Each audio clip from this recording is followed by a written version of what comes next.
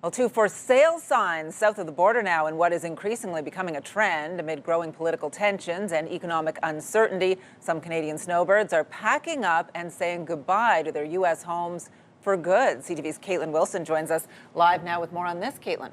Patricia, Mike Dunlop and his wife are longtime snowbirds and among a growing number of Canadians choosing to leave the United States behind. And they aren't alone. Real estate agents say they're also seeing an uptick in listings as Canadians look for new places to spend the winter. What about right there? Right here? Yeah. This Canadian flag isn't just a symbol of home for Mike Dunlop and his wife. It's a message to the one they leave behind. They don't understand the visceral impact, the punch in the stomach Canadians feel. For years, these snowbirds escaped the winter at their Florida home in Cape Canaveral.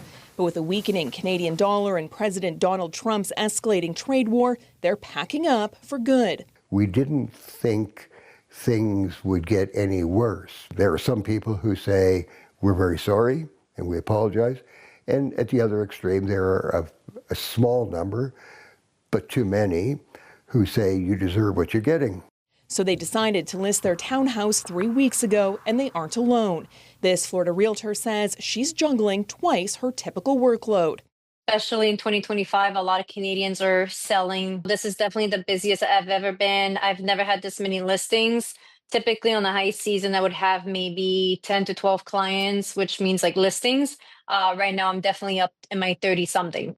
The Dunlops are among an estimated 1 million Canadians who flock south for the winter, fueling the U.S. housing market, with Canadians topping the list of foreign buyers in 2024, snapping up 13% of homes, mostly in Arizona and Florida, according to the National Association of Realtors. I think right now the biggest question is what's going to happen next season. Snowbird Advisor says while many Canadians still traveled south and stayed for the winter, a perfect storm of politics, economics, and new rules requiring Canadians to register if they stay in the U.S. for more than 30 days could have lasting impacts. What we're seeing on our slide is there is still strong interest in snowbirds looking to go to the U.S. next winter, but there's also strong interest in snowbirds looking at alternate destinations. As for the Dunlops, they're just happy to be home after saying goodbye to their American friends.